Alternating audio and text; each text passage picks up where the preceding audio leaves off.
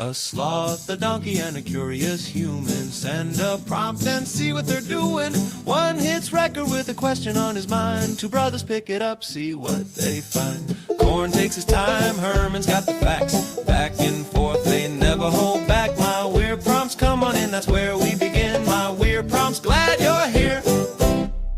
This episode was generated using artificial intelligence. Please verify facts. My Weird Prompts is a community-driven initiative exploring how AI can fuel curiosity and uncover the fascinating ways our world works. GPU compute for this podcast is generously provided by Modal. Learn more at modal.com. You know, Herman, I was thinking about the word mild this morning while I was looking at a bottle of hot sauce.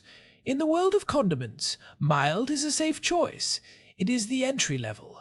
It is for people who do not want their eyes to water or their palate to be overwhelmed. It is a comfort zone. But in the world of clinical psychology, applying the word mild to depression feels like a massive linguistic failure. It is almost a trap for the patient, because it suggests that the burden they are carrying is somehow light or manageable, when the reality is often anything but. If you have a mild fever, you stay home for a day. If you have mild depression, you might struggle to find a reason to get out of bed for a decade. It is a classic example of clinical terminology clashing with lived experience. Corn. I am Herman Poppleberry, and I have spent a lot of time looking into this exact disconnect recently. Today's prompt from Daniel is about these different severity levels for depression, and he is right that we tend to focus on the acute, life-threatening end of the spectrum, while the persistent lower-level hum of chronic depression gets lumped into this catch-all category that people do not talk about as much. We fixate on the crisis, the house on fire, but we ignore the slow rot in the foundation that eventually makes the whole structure uninhabitable. Daniel specifically asked about the gradations of depression and that sticky nature of what used to be called dysthymia. It is interesting because we have covered the heavy hitters before, like treatment-resistant cases and the more intense pharmacological interventions, but the mild end is actually where a huge portion of the population lives. And it is not just a less intense version of the same thing. It has its own unique architecture, its own specific challenges, and a very different relationship with time. That is the perfect way to frame it. If we look at the current clinical landscape as of March 2026, we are primarily working with the Diagnostic and Statistical Manual of Mental Disorders, 5th edition, text revision, or the DSM-5-TR. When a clinician looks at major depressive disorder, or MDD, they use severity specifiers, mild, moderate, and severe, but these are not just vibes or gut feelings. There is a specific heuristic used in clinics, often tied to the PHQ-9, which is the Patient Health Questionnaire. Right, the 9-item screen. I have seen that in almost every doctor's office I have visited in the last 5 years. It is basically a checklist of symptoms like sleep disruption, energy levels, and concentration. But how do those numbers actually translate to a diagnosis? On that scale, a score of 5 to 9 is considered mild, 10 to 14 is moderate, 15 to 19 is moderately severe, and 20 and above is severe. But the DSM-5 defines mild depression specifically as having few, if any, symptoms in excess of the 5 required to make the diagnosis. The intensity of the symptoms is distressing but manageable, and the impairment in social or occupational functioning is minor. Minor is a very relative term, though, isn't it? If you are a high-functioning professional or a parent, a minor impairment in your ability to focus or feel joy is still a massive tax on your quality of life. It is like driving a car with a slightly misaligned front end. You can still get to work, you can still run errands, but you are constantly fighting the steering wheel. You are exerting 10% more energy every single second just to stay in your lane, and eventually, your tires are going to wear out way faster than they should. You are exhausted by the time you park, and you do not even know why, because you only drove 5 miles. That is a great analogy, and it leads us directly into the distinction between an episode and a state of being. We have to distinguish between mild major depressive disorder and what Daniel mentioned, persistent depressive disorder, or PDD. This is the term that replaced the older labels of dysthymia and chronic major depression. While mild major depressive disorder might be an episode that lasts a few months, PDD is defined by its duration. You have to have a depressed mood for most of the day, for more days than not, for at least 2 years. In children and adolescents, that requirement is 1 year. 2 years is a long time to have a misaligned steering wheel. That is where the sticky label comes from, I imagine. It is not a sudden crash, it is a permanent state of being under the weather. It becomes the background noise of your life. It is incredibly sticky. In the United States, the lifetime prevalence of PDD is about 2.5% of adults. Globally, data from 2025 suggests about 105 million people are living with PDD at any given time. That is about 1.5% of the global population. And because the symptoms are less acute than a full-blown severe depressive episode, people often do not seek help for 5 years or more. They start to think of the depression as a part of their personality. They say things like, "I have just always been this way," or "I am just a glass half empty kind of person." They do not realize they are actually dealing with a clinical condition that has been eroding their baseline for years. Which is why the term melancholia or depressive neurosis felt so much more descriptive in the past. It sounds characterological, like a temperament. But if we are looking at the incidence, how does the split actually look between these levels? Are most people in that mild to moderate bracket? The vast majority are. Most cases that present in primary care are in the mild to moderate range. Severe depression, the kind that involves significant functional collapse or suicidal ideation, is actually the smaller slice of the pie, even though it gets the most attention in medical literature and media. But here is the kicker. PDD contributes disproportionately to the global burden of disease. If you are mildly depressed for 20 years, your total disability adjusted life years, or DALYS, can be higher than someone who has one severe episode and then recovers fully. It is the difference between a sudden storm and a rising tide. You can prepare for a storm, you can board up the windows, but a tide just slowly drowns everything you have built. And there is a specific phenomenon you mentioned in your notes called double depression. That sounds like a particularly cruel clinical term. It is a very difficult reality for many. Double depression occurs when a person with persistent depressive disorder, that baseline of low-grade chronic low mood, experiences a superimposed episode of major depressive disorder. So they go from a 4 out of 10 on the mood scale down to a 2. When the acute episode resolves, they do not go back to a 10, they just go back to their chronic 4. It is notoriously difficult to treat because the patient's normal is already a state of depression. They might tell their doctor they feel better, but they are only better relative to the crisis, not relative to health. That sounds like a nightmare for a clinician to untangle. You think you have treated the episode because the patient is back to their baseline, but their baseline is still pathological. It is like clearing a flood but leaving the house with 6 inches of standing water in the basement. You can walk around, but your feet are always wet and the mold is still growing. And this brings us to the treatment pathways Daniel asked about. This is where it gets controversial, or at least where clinical guidelines have shifted significantly in the last few years. For mild depression, the heavy hitters in the medical world, like the National Institute for Health and Care Excellence in the United Kingdom and the American College of Physicians, have moved away from medication as a first-line response.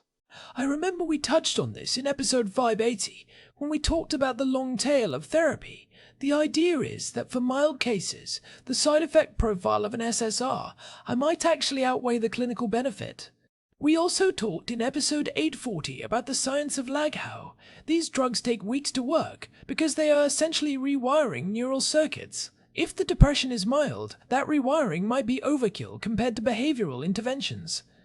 That is the current consensus. The 2023 American College of Physicians guidelines and the 2025 CANMAT guidelines from Canada both emphasize a stepped care model. For mild depression, the first step should be psychotherapy, specifically cognitive behavioral therapy or interpersonal therapy. They also look at exercise, sleep hygiene, and even watchful waiting in some cases. They are very wary of over-medicalizing what might be a transient or low-level distress that can be managed through behavioral changes. I can hear the pushback already, though. If you are the person who has been feeling like a 4 out of 10 for 3 years, and your doctor tells you to go for a jog and try some talk therapy, that can feel incredibly dismissive. It goes back to that word, mild. If the doctor sees it as mild, but you see it as your entire life being grey, there is a mismatch in the perceived urgency. It is a massive hurdle in patient advocacy. But the science behind it is that antidepressants often show the greatest statistical separation from placebos in severe cases. In mild cases, the placebo effect is very high, and the actual chemical lift from the drug might not be significant enough to justify the weight gain, the sexual dysfunction, or the emotional blunting that can come with those medications. However, once you move into moderate and severe territory, the guidelines shift toward a combination of medication and therapy being the gold standard. So, what about the gender split? Daniel mentioned he wanted to know about how this looks for men versus women.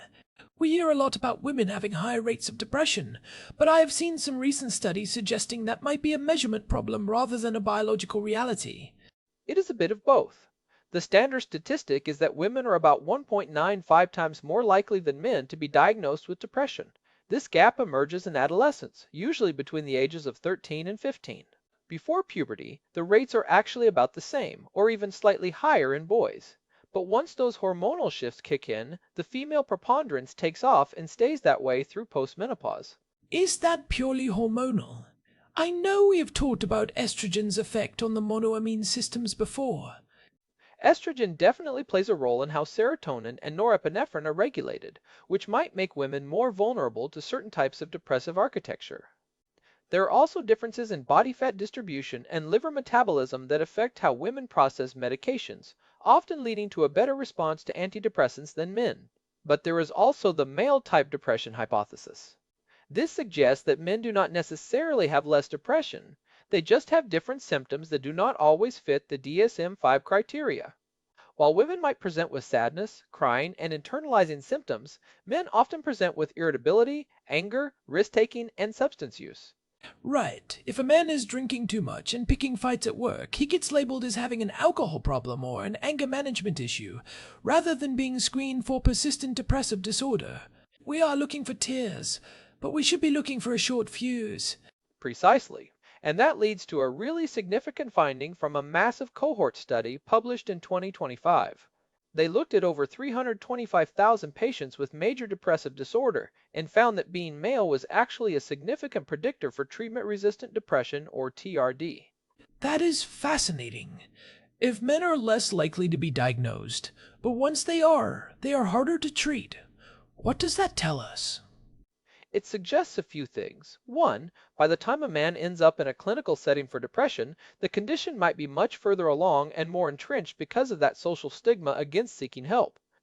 But two, it might mean our standard first-line treatments, which were largely validated on populations that included a lot of women, might not be as effective for the specific biological or symptomatic presentation of male depression.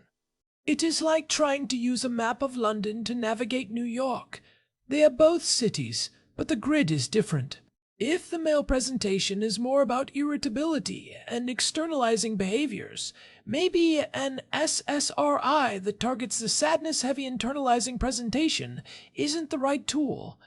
There is also some evidence that women generally show a better response to antidepressants than men, which might be linked to those same estrogen monoamine interactions I mentioned. Men might need different dosing strategies or even different classes of drugs entirely. This is why the 2025 research is so important. It is finally giving us the data to move toward a more personalized approach rather than just assuming depression is a monolithic experience. I want to go back to the age thing for a second. You mentioned the gap opens in the teens, but does it ever close? What about the elderly? It actually widens again in the very late stages of life. In women over the age of 85, we see very high rates of depression, but late life depression is its own beast. It often presents with more somatic complaints, physical aches and pains, and less verbalized sadness. There is also a huge overlap with cognitive decline.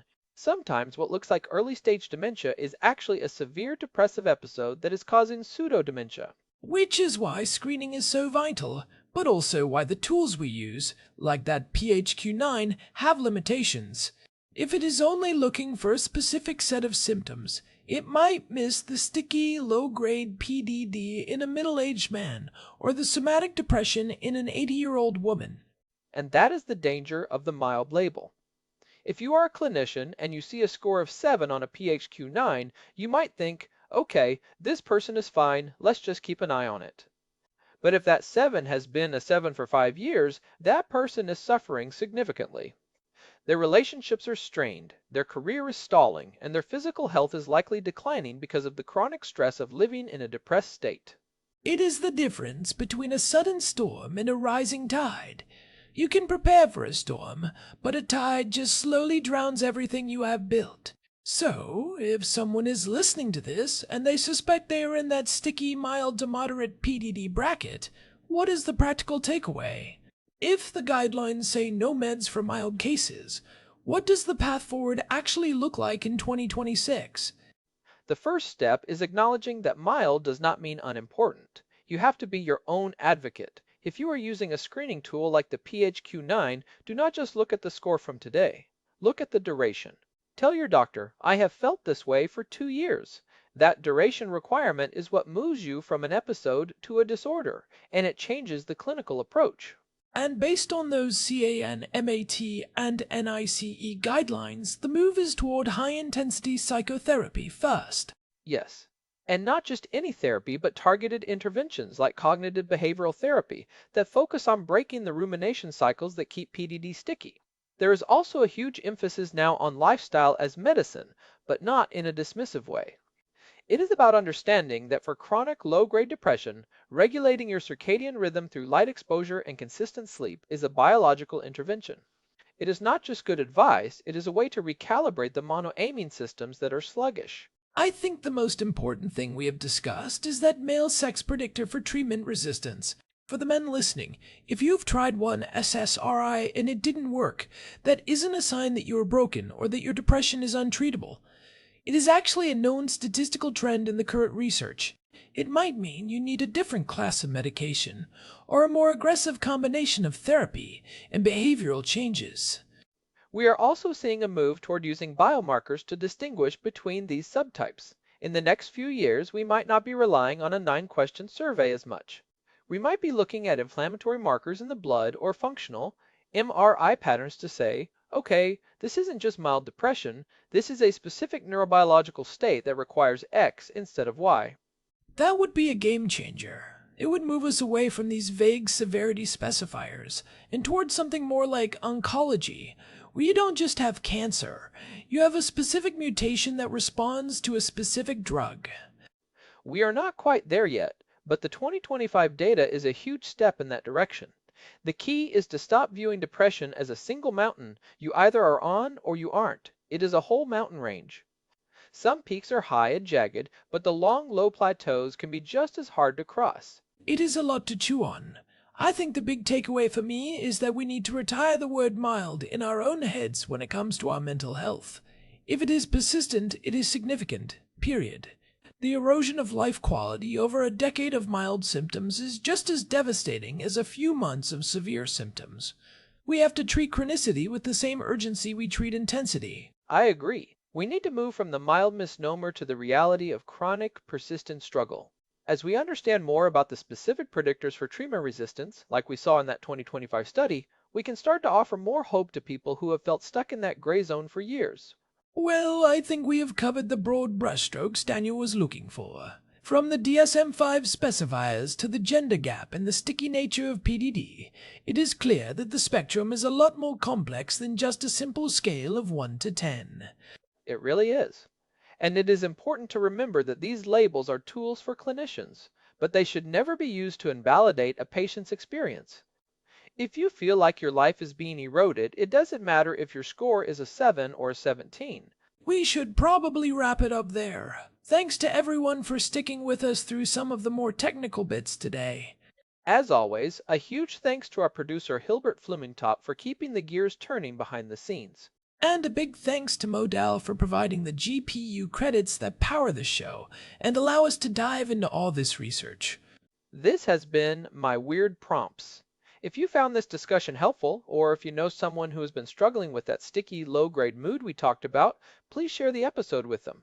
You can find us at myweirdprompts.com for our full archive, including those older episodes we mentioned on antidepressants and the history of therapy. We are also on Spotify and Apple Podcasts, so make sure to follow us there to get notified when new episodes drop. Thanks for listening. We will see you next time. Goodbye. This episode was generated using Gemini Flash 3. Text-to-speech engine was Chatterbox. Thanks for listening to our show, my weird prompts, where our thoughts go from slow takes to facts on cue. We change and follow through. My weird prompts.